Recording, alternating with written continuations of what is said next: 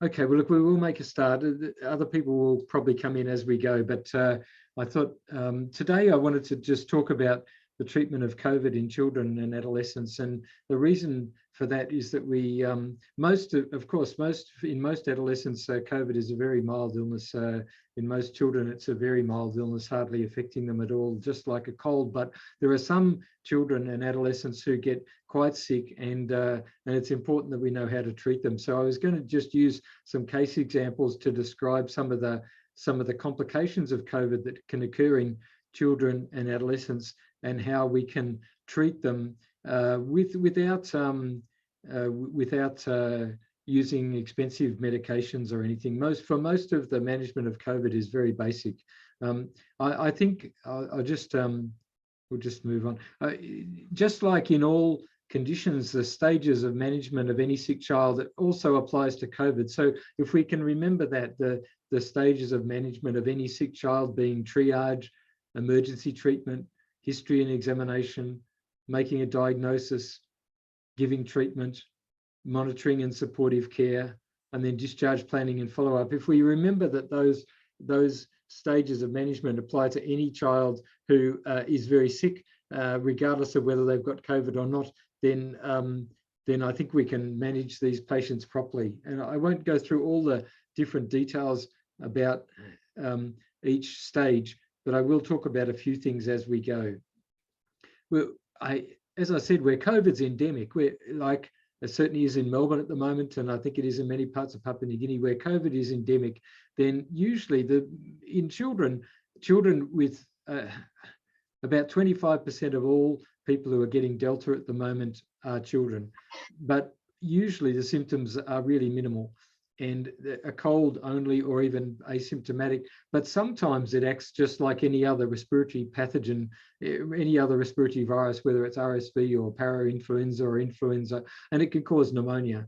But there are some susceptible children in every population that are more at risk of getting severe disease, and I'll talk a bit about those children. Sometimes, not always, but sometimes COVID can result in immune overactivation. And some of the manifestations we see in children and adolescents with severe COVID, it's because of immune overactivation. And sometimes it can result in, there's two different things to typical pneumonia. One is that it can result in immune overactivation, and the second one is it can result in hypercoagulability. Now that's a word we don't use very often, but you know, coagulation is the way the blood clots, and sometimes when COVID can lead to hypercoagulability, so more blood clots. And we've seen many children some of whom I'll describe, that have hypercoagulability and have blood clots. And we can do basic things to prevent and treat those. And then sometimes COVID is really more of a co-pathogen. So a child might test positive for COVID, but they've really got some other infection. They've got a staphylococcal infection or a streptococcal infection typically. And so it's not COVID, the virus, causing the infection, the serious infection in these children. It's some other infection, but they get the infection because they've had COVID. And the COVID virus can lead to children being just more susceptible to common other respiratory infections or common other bacterial infections. So that's important to think about. Usually the symptoms are minimal in children. Sometimes it can give pneumonia. There are some children more at risk of severe disease, and then sometimes it can lead to immune overactivation, which we see typically in adults with COVID as well. And sometimes it can lead to hypercoagulability, which can increase the risk of clots. And then sometimes it's just a co-pathogen. And really what we're trying to deal with is trying to identify the other infection the child actually has. So that's the manifestations of COVID. But I just wanted to talk about a few cases. Now, this was a 14-year-old girl, a Samoan girl. She was day 3 of COVID, and she came into the hospital looking like this, with an X-ray that looked like this. She had severe hypoxemia. And I hope you can tell by looking at this X-ray what's going on. She's got, her X-ray is not very well expanded, all right? And so she's got lung collapse and she's got pneumonia. Right? If you see, there's not much aeration of her lungs. Her chest is not well expanded, and there's bibasal pneumonia. And this is just COVID pneumonia. This is all this young girl had.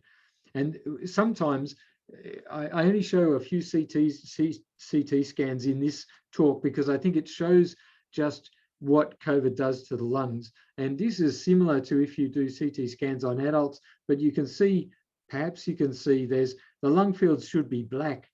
And this is the heart, of course, in the center, but the lung field should be black. And you can see that around the periphery, around the outside of the lung particularly, there's all this white consolidation. That's the CT scan of this girl, just showing all the consolidation in her lungs. So this was a 14-year-old girl who had quite bad COVID. And her treatment was very simple, the sort of things that we always do to treat severe pneumonia. So antibiotics, because it's possible, antibiotics don't treat COVID, of course, but it's possible there could be a secondary bacterial infection when you've got such a severe consolidation in the lungs. This girl needed oxygen for 5 days, and she had a brief period of time where she was very hypoxic, and we had to give her higher flow oxygen, right? Just using a higher flow than using just the normal standard flow of 2 or 3 liters per minute. This girl was able to be in a prone position, and this has been very important in managing a number of adolescents with COVID. That it's good if they can, for some of the time, maybe half the day, to lie in a prone position. I'll explain that in a bit more detail. We treat these patients with dexamethasone, which is a steroid. It's like prednisolone. You can use dexamethasone or prednisolone, whatever steroid medication you have, and that can reduce the hyperinflammation. And then, because these children, especially adolescent girls and also boys, are at more risk of getting venous thrombosis when during their acute stage they've got COVID, then we give aspirin to prevent clots. All right, so that's basic treatment that is almost always available, and it's good treatment. This is the way you do proning as a strategy for respiratory management, and you might have done this for some adults, but it can be very useful if a patient is still hypoxic despite you giving oxygen.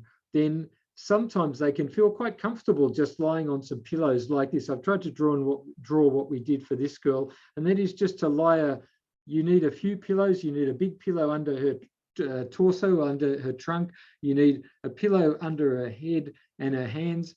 And patients, if they're very sick, they're usually happy to just be rolled over onto that position and to lie like that. If they're comfortable, then it can help their lungs clear, and it can help it can improve their oxygenation.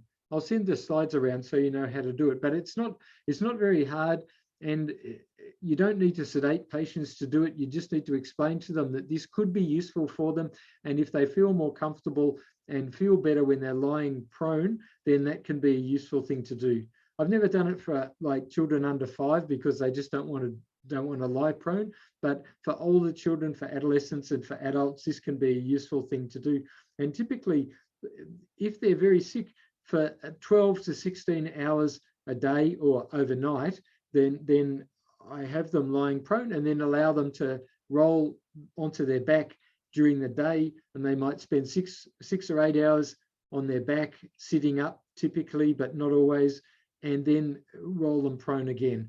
And this girl, this Samoan girl that I mentioned, she only needed 2 days of being in a prone position, and then her lung disease had improved a bit, and she didn't need to be prone anymore. If patients feel that it's uncomfortable, then don't force them to do it, but it can be a useful way to improve oxygenation in some patients. This is something we've learned from COVID. Now, this was a 15-year-old boy. Remember, I said most of the children I'm going to talk about today, most of them are adolescents, because they seem to be a bit more susceptible to COVID. Now, this boy was 15 years old, and all his family had COVID, but he was day 14 of COVID. He was 14 days after he presented, and initially he had quite minimal symptoms for the first week or 10 days, and then he started to become lethargic, and he had respiratory distress. and his right leg was very tender and swollen. Who knows what could be going on? What do you think might be going on? What might be happening?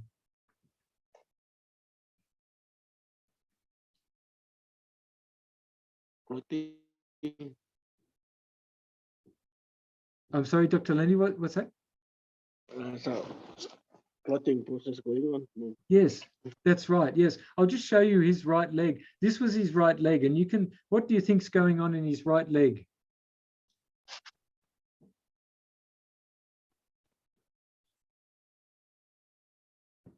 It's like developing compartment syndrome or something. Yes, it looks a bit like that, doesn't it? That he's developing a compartment syndrome, and the reason he was developing that is because he had a clot in the vein, in the femoral and popliteal and up into his external iliac vein. So this was a deep venous thrombosis that occurred in a child, an adolescent boy, who was 14 days into COVID. And the reason why he was then lethargic and dyspneic, why he had respiratory distress, is shown in the CT scan. I don't expect you to recognize what's on a CT scan, but this shows that he had a clot in his lungs as well. All right, I won't go into this too much, but the reason why he became dyspneic was not because he had pneumonia, but because he had a deep vein thrombosis and a pulmonary embolus. So he had a clot that had gone from his leg into his lungs, right? And he was, so this is a COVID complication that we've seen quite a bit in adolescents. It was a deep vein thrombosis with a pulmonary embolus. And I talked before about the hypercoagulability in COVID. And sometimes that occurs during when a child or an adolescent has COVID, and sometimes it occurs later. And of course it occurs in adults too. But because this boy was immobile during his period, like when he first got COVID, he was feeling a bit lethargic and he had a mild pneumonia and he didn't really move around very much. It increases his risk of getting a clot. So his treatment was what a medicine called heparin, and that can be given in several ways. One, it can be given either continuously intravenously, or it can be given subcutaneously. I won't go through the details in which how it's given unless you want me to, but the other way to treat it is with aspirin, which is not as good a treatment. You're better off if a patient's got a deep vein thrombosis in using heparin or intravenously or subcutaneously. But if you don't have that, then aspirin will sometimes be okay. So we treated this boy with heparin, and he's still actually on heparin now, and he's on a lower dose of heparin, and we've put him on aspirin as well. And so he's got better, much better, over about only a week of treatment, and he's now back home having treatment. This was the next case I wanted to present just briefly, just because I'm just presenting, we've seen lots of cases, but I'm just presenting the cases that illustrate the differences and the things that are different about COVID. Oh, excuse me. I'll be there in a minute.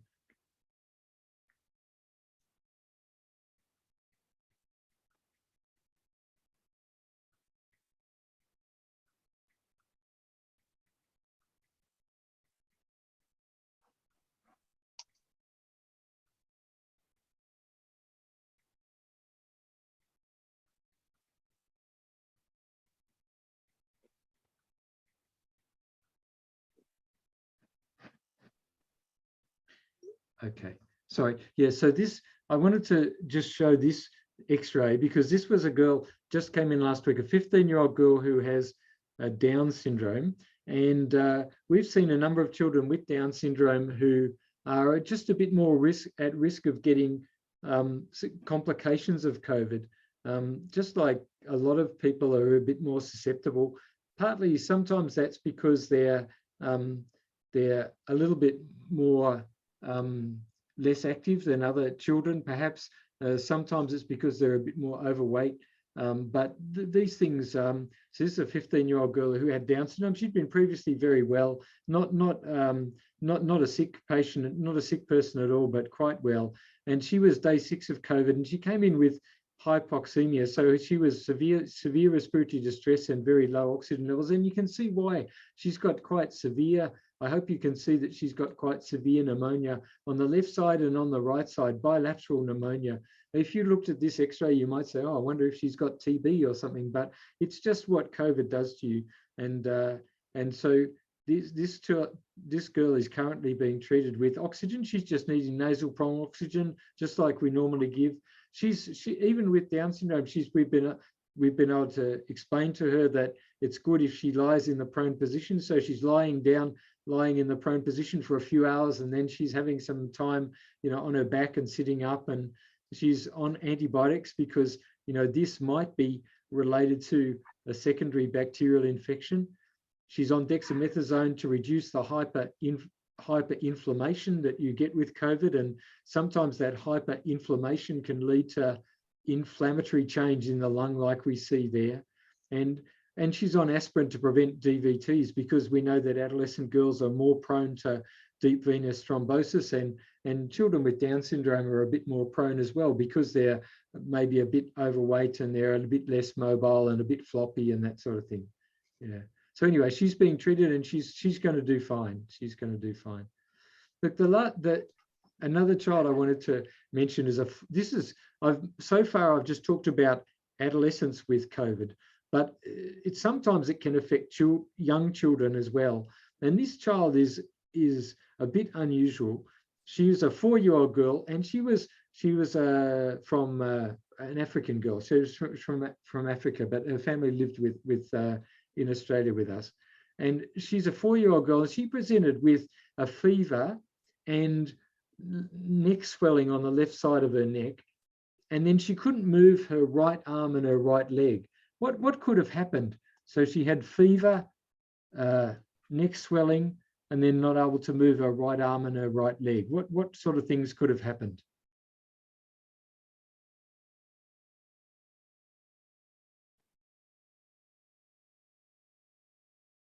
A CVA. Yes, that's right. Yeah, as a CVA or a cerebrovascular accident or a stroke. And yes, this girl had a stroke, and we see strokes from lots of different causes, don't we? You can get a stroke from having like a tuberculoma, or you can have a stroke from, adults get strokes mostly because they've got cerebrovascular disease from smoking or hypertension or these things, or just having high blood pressure or hyperlipidemia. But children can get strokes too. And children can get strokes because they've got, say, meningitis, or they've got a tuberculoma or other things. But COVID can also very rarely cause strokes in children and adolescents. But this girl wasn't able to move her right arm and her right leg. She had a hemiparesis. And this is a scan. I don't expect you to recognize this, but this is the left side of her neck. And what I want you to look at is all of this. She had a big inflammatory mass on the left side of her neck. This is just inflammation. You can also perhaps see that she had some consolidation and effusion in her lung, but this is the left side of her neck, and it's a big inflammatory mass. And we needled that inflammatory mass, just like you would if you thought someone had like a, say TB lymph nodes, and you'd send it off for fine needle aspiration. Well, you can do that because we thought she had a neck abscess, and the neck abscess grew Staph aureus, and it grew Streptococcus aeruginosus, just two bacteria. And we thought, well, we didn't know this had anything to do with COVID. Most likely when you see this, it doesn't have anything to do with COVID. And then we did another scan of her head because she had a stroke. And it's hard to see, but what she had was a venous sinus thrombosis, right? So she had a neck abscess, she had a venous sinus thrombosis in her head, and she had a stroke.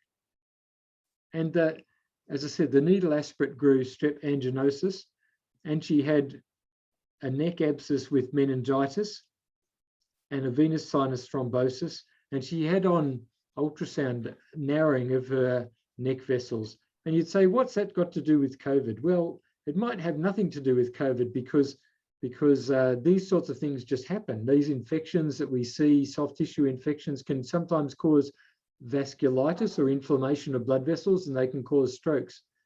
And this girl was actually COVID PCR negative. So the swab was negative, but the antibodies were positive. And what that tells us is that she'd had COVID maybe a few weeks ago, and her swab was now negative, but she'd had the hypercoagulable state related to COVID. And that caused her to be more at risk of getting thrombosis and strokes. So she was treated with antibiotics, so flucloxacillin and ceftriaxone for these two bugs, these two bacteria in the abscess in her neck. And she was put on heparin and then aspirin for her strokes.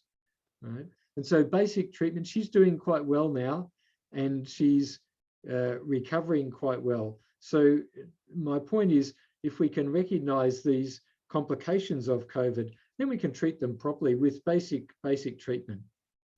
Finally, well, the next case is another boy, a 3-year-old boy, and he presented with 3 days of respiratory distress and a barking cough and inspiratory stridor. And he was COVID positive. And can you see anything on the X-ray? Can you see anything?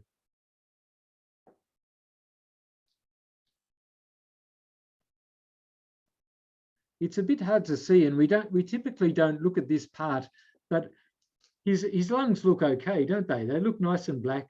It doesn't look like there's much there. Well, can anyone see anything else?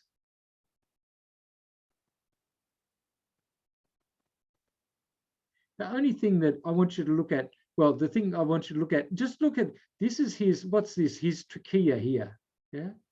His trachea. And you can see how narrow it is up here.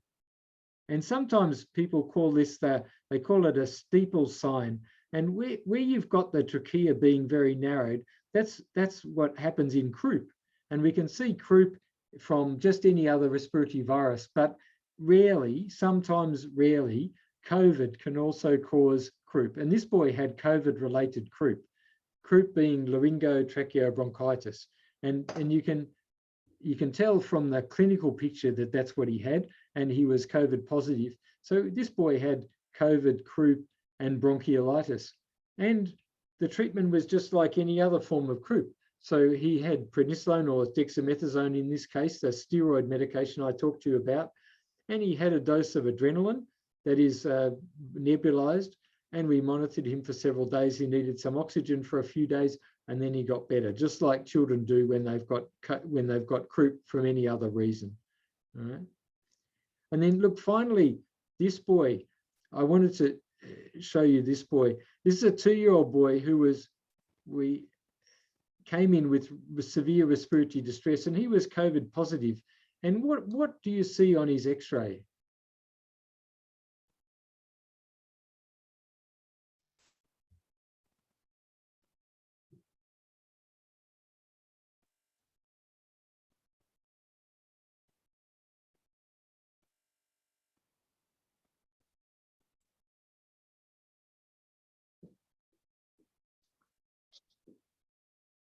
It might be hard to see, but when you look at the two lung fields, they look different, don't they? One looks small, one looks large. One looks sort of normal, and one looks very black. Yeah. What could be going on? Can you think of what could be going on?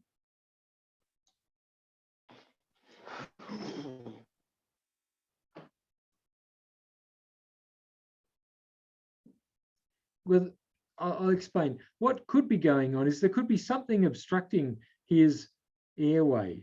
And if something obstructs the airway, then that can lead to this lung being very distended, all right, and very black. So that's what's happened to this boy. Something's obstructing his airway down the right main bronchus, all right, down the right main bronchus. And that's why why this lung looks very dilated and black. Some people look at it and they think it might be a pneumothorax, but in fact, it's just the lung being over distended. And so because of this, the surgeons took him to the operating theatre, and they had a look down inside his lungs. And what they found was some food particles, they were some chickpeas in his right main bronchus. So this boy, even though he had COVID, the main reason why he actually came to hospital was not COVID. It was just because he'd inhaled these food particles into his lungs. And so in this case, because COVID is quite common in the community, sometimes children you'll see don't actually have a disease caused by COVID. They've actually got something else. And even though they're COVID positive, maybe COVID in that case is just a bystander. So this boy just had an inhaled foreign body. He had an inhaled piece of food, and that caused him to have respiratory disease. And so unless you sort of clearly understand that, then we would just treat him as if he had COVID, and we wouldn't treat what his underlying problem was. Right? So I'll go back to the start of what I said, and that I'll just go back to the first slide.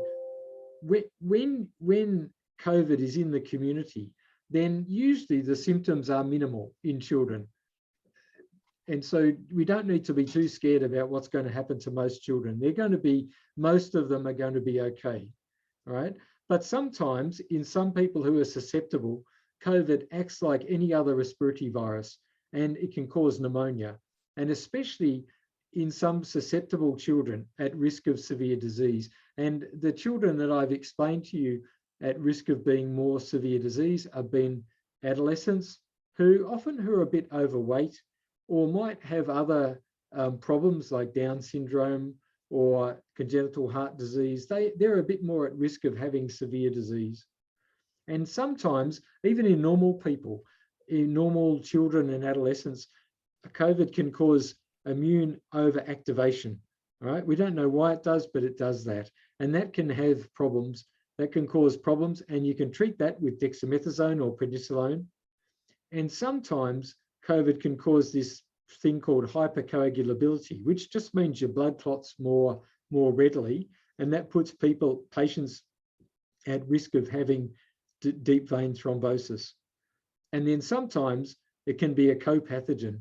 That is like the child I explained to you, the 4-year-old girl with the neck mass, with the neck abscess. It was a co-pathogen. She'd got the abscess because she had COVID, and that led to a neck abscess. And then because of COVID, she'd had a hypercoagulable state, and that led to her getting clots, and that led to a stroke. So sometimes COVID can be a co-pathogen. Actually, quite often it can be a co-pathogen.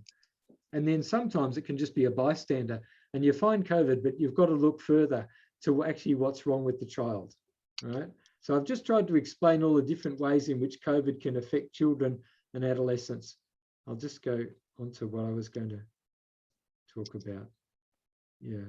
So getting back to what I said at the start, the stages of management of any sick child that we try to teach for the management of any condition, be it pneumonia or diarrhea or meningitis, also apply to children and adolescents affected by COVID. And so we should triage patients properly and assess them for emergency signs. If they've got emergency signs, we should give emergency treatment, so giving oxygen, intravenous fluid to correct dehydration if it's present. It's not always present, but if it's present, take a proper history and do a proper examination. And I think in the diagnosis, we should, if it is COVID, if you've got COVID, then still look for secondary bacterial infection, still look for hyperinflammation, still look for clots or the hypercoagulable state. And then the treatment is straightforward. It's antibiotics, it's steroids, dexamethasone or prednisolone, it's aspirin for people that are at risk of getting clots. And then we have to monitor those patients really closely, their vital signs, their oxygen saturation, their hydration, their blood pressure. And when we are providing care for these patients, we have to make sure we don't make it worse, because if we manage these patients properly, they'll get better. Almost all of them will get better. And we have to avoid making it worse by, sometimes we put a drip in and we give too much fluid, and that makes their lungs wetter, and that can be really bad. for them. So we need to avoid them overhydration. I typically don't give them any intravenous fluids. If they're able to drink, then don't give them intravenous fluids unless they're dehydrated. We need to pay attention to their nutrition, because sometimes it takes days or so for them to get better.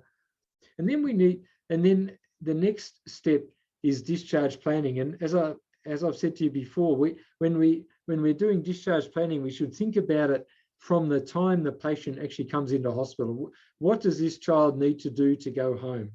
And for COVID, we need to also think, just like with some other diseases, we need to think about, are they being discharged to a safe place? Are their family okay? We've had many children that we've had to follow up, go to their homes and look at their siblings, or make sure their parents get to go to a hospital too, because often there are other people in the family who may get sicker than the case that came to hospital. And many of these children have other siblings that may have also risk factors for getting severe COVID. And then we need some follow-up for these patients. And I won't talk today about the long-term consequences of COVID, but we need to be aware of how to follow patients up for the long-term consequences of COVID. And there are some, even for some adolescents. I won't go through this, but I think you know how to do triage properly. And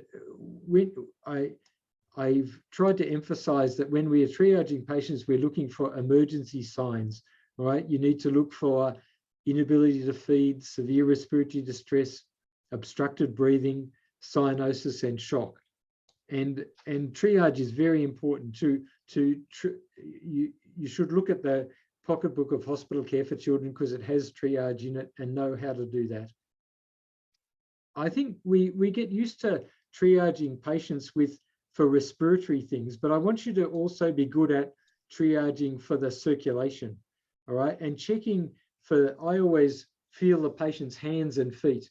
And if they've got warm hands and feet, if they've got an easily palpable pulse, if they've got a normal blood pressure, and if they've got a good urine output, then their circulation is fine. You know, they're not in shock, their circulation's fine. But if they've got cold hands and feet, if they've got low volume pulses or prolonged capillary refill, or they've got hypotension when you measure their blood pressure, or they're not passing enough urine, or they've got mottled skin and they're lethargic, then they're probably in shock. So I think it's important that we know how to assess a patient's circulation. And there's many things that we don't do commonly because we cut corners. And I think we should go back to assessing for signs of respiratory distress and signs of the adequacy of the circulation. So it's quite easy to do. If you practice it on all your patients, you can get used to doing it in about a minute. It only takes a minute to feel the hands and the feet and feel the pulse and do the capillary return. It only takes a minute to do that. In children and adolescents, it's important that we know what the normal blood pressure is. And I've just listed here that the range of normal for different age groups, and the range of normal for their systolic blood pressure and the range of normal for their diastolic blood pressure. And in between the systolic and the diastolic pressure is something very important. That's the pulse pressure. And when we measure blood pressure, we should also think to ourselves, well, what's the pulse pressure? Because when you're feeling a child's pulse, you're feeling the pulse pressure. And if the child's circulation is okay, then they'll have a normal pulse pressure. So this is the normal pulse pressure for age. For adults, adolescents and adults, it's somewhere between 40 and 50 millimeters of mercury. So that means, say, a blood pressure of 100 on 50. That would be a normal blood pressure, wouldn't it? 100 on 50, yeah, for an adolescent, yeah. And the pulse pressure is 50, the bit in between systolic and diastolic. I can explain that if you want me to, but I think you know. So finally, for children with COVID, I think mostly we can manage them by just standard management, by doing basic things and a few extra things like prone positioning, like aspirin for prevent DVTs, sometimes heparin if they've got a clot, sometimes dexamethasone for the hyperinflammatory state. But we must not overtreat these patients because they generally get better naturally. All right, they generally get better naturally. And the stages of management that I've explained before are just as relevant to patients with COVID as what they are to other children. All right, look, I'm going to stop there and see if there's any questions. I'm going to turn off the recording.